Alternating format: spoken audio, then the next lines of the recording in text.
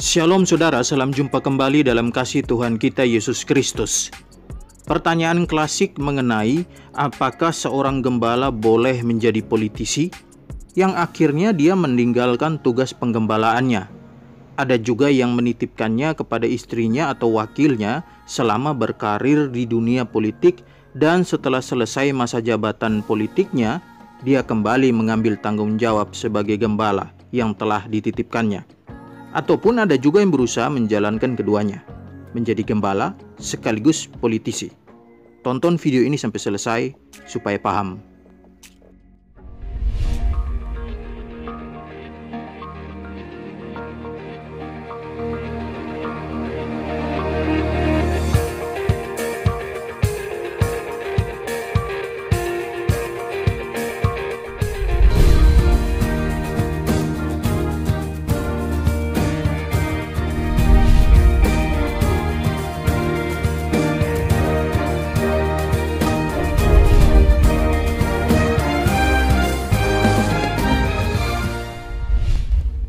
Saudara-saudara, sebelum saya menjawab boleh atau tidak, kita lihat dulu apa saja alasan dari mereka yang setuju kalau seorang gembala boleh menjadi politisi hingga memiliki jabatan politik. Untuk itu, saya akan mulai dengan membahas argumentasi yang digunakan demi mendukung pandangan bahwa seorang gembala boleh terjun ke dalam dunia politik dan meninggalkan tugas penggembalaannya. Saudara-saudara, mereka yang setuju bahwa seorang gembala boleh meninggalkan tugas penggembalaannya demi karir politiknya beralasan bahwa Tuhan tidak memanggil seseorang hanya untuk menjadi gembala di gereja saja, tapi juga bagi bangsa dan negara. Jadi terang bukan hanya di gereja saja, tapi juga untuk bangsa. Bagi mereka, dengan terjun ke dunia politik, entah dengan tujuan bergabung dalam tim kemenangan, menjadi anggota dewan, bupati, gubernur, dan berbagai macam jabatan yang bisa diperoleh melalui kendaraan politik, itu adalah jalur untuk menjadi terang bagi bangsa. Nah, pertanyaan sederhananya adalah demikian. Apakah terjun ke dunia politik dan meninggalkan tugas penggembalaan merupakan satu-satunya cara untuk menjadi terang bagi bangsa? Menurut saya tidak. Karena siapapun bisa menjadi terang bagi bangsa ini melalui profesi yang sedang dijalani. Salah satu bukti bahwa Anda sedang menjadi terang adalah saat Anda tidak melakukan korupsi, kolusi, dan nepotisme. Saat Anda berkata tidak ketika teman sekantormu mengajak untuk mabuk-mabukan. Demikian juga dengan seorang gembala. Dia dapat menjadi terang bagi bangsa dengan cara membimbing jemaatnya untuk taat terhadap pemerintah, menolak intoleran, berpartisipasi aktif dalam kegiatan sosial kemasyarakatan, dan lain-lain. Semuanya dapat dilakukan oleh seorang gembala tanpa harus terjun ke dunia politik. Lagi pula saudara, ini terasa aneh jika tujuan untuk terjun ke dunia politik adalah demi menjadi terang bagi bangsa. Bagaimana mungkin menjadi terang bagi bangsa, sedangkan jemaat yang dipercayakan Tuhan kepadamu untuk digembalakan malah kau tinggalkan? Pahamkah kita bahwa tugas penggembalaan adalah tugas yang mulia? Mengapa mulia? Karena seorang gembala tidak hanya bertugas untuk mengurus kerohanian berhubungan dengan Tuhan, tapi juga mendorong jemaat berkontribusi bagi negara lewat profesi masing-masing. Jika jemaat berkontribusi bagi negara, bukankah ini juga termasuk menjadi terang bagi bangsa? Jadi buat saya, meninggalkan tugas penggembalaan demi terjun ke dunia politik untuk menjadi terang di sana, itu justru menunjukkan si gembala tidak paham konsep menjadi terang. Karena meninggalkan penggembalaan bukanlah tindakan terang. Mungkin saja ada yang membantah dengan berkata, saya tidak meninggalkan tugas penggembalaan. Saya menitipkan tugas penggembalaan kepada istri saya atau wakil gembala, selagi saya memiliki jabatan politik. Setelah masa jabatan saya selesai, maka saya akan kembali mengembalakan. Menanggapi pernyataan seperti tadi, saya kasih pertanyaan. Menitipkan penggembalaan demi karir politik itu teladan siapa? Adakah kisah dalam Alkitab yang bisa dijadikan referensi untuk bertindak demikian?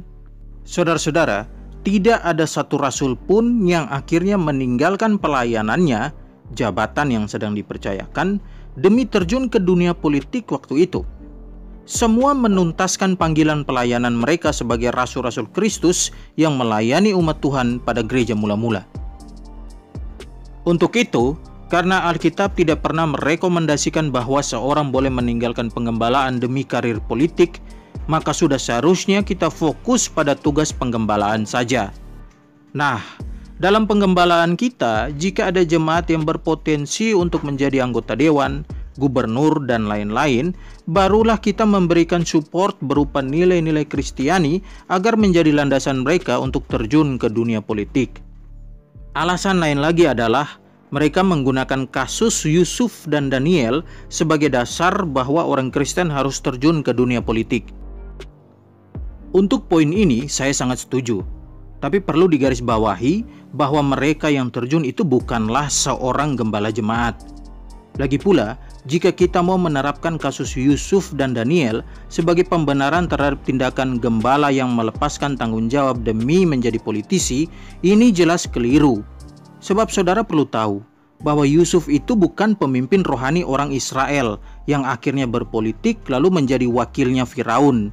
Demikian juga Daniel, bukan pemimpin rohani bangsa Israel saat itu. Daniel itu termasuk orang yang dipilih karena memenuhi kriteria dari raja, dan bukan menerjunkan atau menawarkan diri agar dipilih dalam pemilihan tersebut. Perhatikan ayat-ayat berikut. Lalu raja bertitah kepada Aspenas, kepala istananya, untuk membawa beberapa orang Israel yang berasal dari keturunan raja dan dari kaum bangsawan, yakni orang-orang muda yang tidak ada sesuatu celah, yang berperawakan baik, yang memahami berbagai-bagai hikmat, berpengetahuan banyak, dan yang mempunyai pengertian tentang ilmu, yakni orang-orang yang cakap untuk bekerja dalam istana raja, supaya mereka diajarkan tulisan dan bahasa orang Kasdim. Dan raja menetapkan bagi mereka pelabur setiap hari dari santapan raja dan dari anggur yang biasa diminumnya. Mereka harus dididik selama 3 tahun dan sesudah itu mereka harus bekerja pada raja. Daniel 1 ayat 3-5. Seharusnya gereja, dalam hal ini gembala, juga menggunakan metode yang sama dalam penggembalaan, seperti yang terjadi pada kasus Daniel tadi. Ada yang punya potensi, beri dukungan, dan bukan gembalanya sendiri yang terjun jadi politisi. Alasan terakhir yang sering digunakan adalah karena gembala tersebut memiliki kapasitas untuk terjun ke dunia politik dengan tujuan menjadi anggota dewan atau jabatan-jabatan lainnya. Kalau Anda memang punya kapasitas demikian, maka untuk apa Anda memilih menjadi seorang gembala sebelumnya? Kalau kamu merasa panggilanmu adalah menjadi politisi Kristen yang akan menerapkan nilai-nilai Kristiani, lantas mengapa menggembalakan jemaat menjadi pilihan pertama? Pertanyaan ini harus dijawab agar menjadi bahan refleksi. Tapi saudara, jika memang ada yang ngotot mau tetap terjun ke dunia politik dan meninggalkan atau menitipkan jabatan penggembalaan, maka itu hak Anda.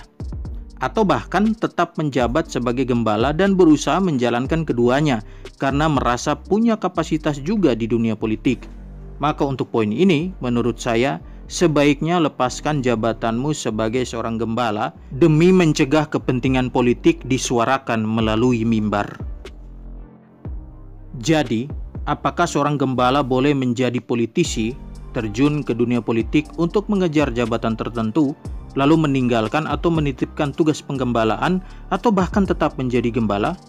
Menurut saya, tidak boleh, karena Alkitab tidak merekomendasikan hal ini. Semoga mencerahkan saudara semua. Tuhan memberkati kita semua. Shalom.